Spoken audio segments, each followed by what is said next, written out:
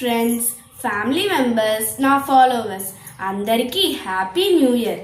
ఈ కొత్త సంవత్సరం మీ అందరి జీవితంలో నవ్వులు, ప్రేమ మరియు మంచి రోజులు తీసుకొని రావాలని కోరుకుంటున్నాను. ఈరోజు నేను మీకు ఒక మంచి కథ చెప్పబోతున్నాను. ఈ కథ మన అమ్మా నాన్నల గురించి.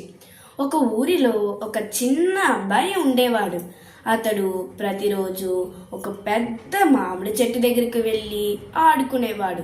అలా ప్రతిరోజు ఆడుకోవడం వల్ల ఆ అబ్బాయి మీద ఆ మామిడి చెట్టుకి చాలా ప్రేమ పెరిగింది.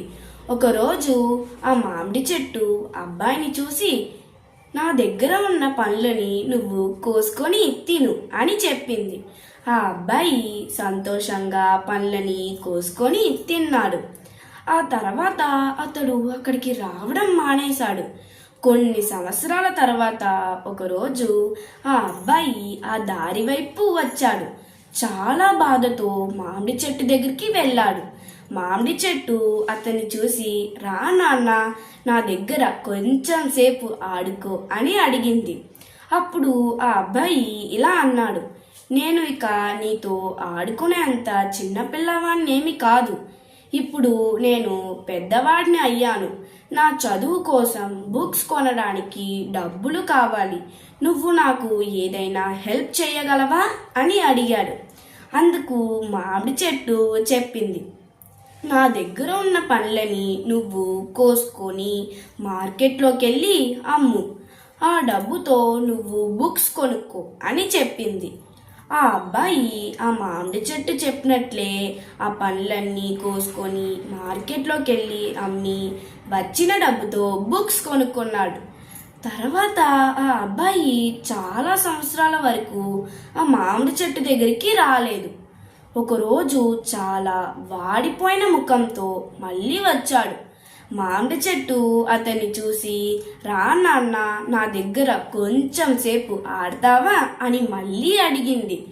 అప్పుడు అతడు అన్నాడు, నాకు చాలా సమస్యలున్నాయి. నీతో ఆడుకునేంత టైం నాకు లేదు.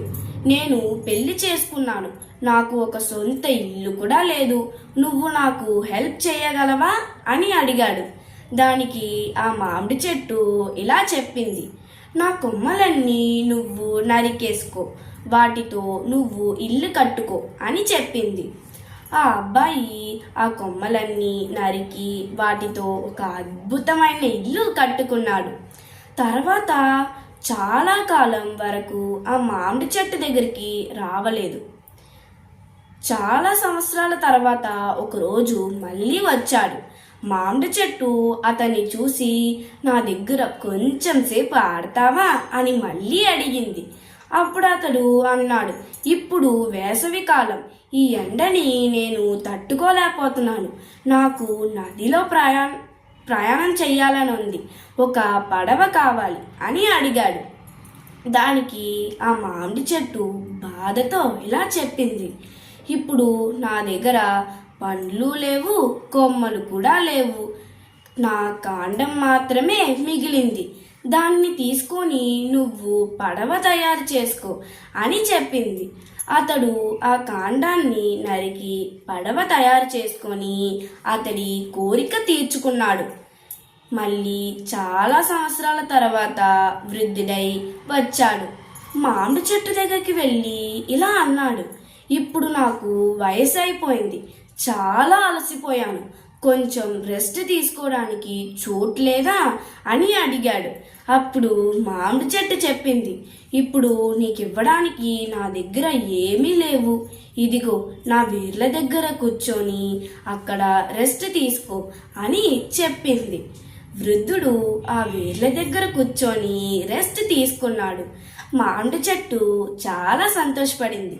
ఆ మామిడి చెట్టు ఆ అబ్బాయి మీద చూపించిన ప్రేమలాగే మన తల్లిదండ్రులు కూడా మన మీద అలాగే ప్రేమ చూపిస్తారు.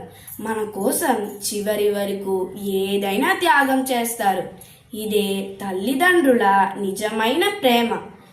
ఈ కొత్త సంవత్సరం రోజు మీ అమ్మా నాన్నకి ఒక హగ్ ఇవ్వండి. మరియు ఈ సంవత్సరం మొత్తం వాళ్ళని చాలా బాగా చూసుకోండి. Once again happy new year. మీకు కానీ ఈ స్టోరీ నచ్చినట్లయితే లైక్ చేయండి, కామెంట్ చేయండి. See you.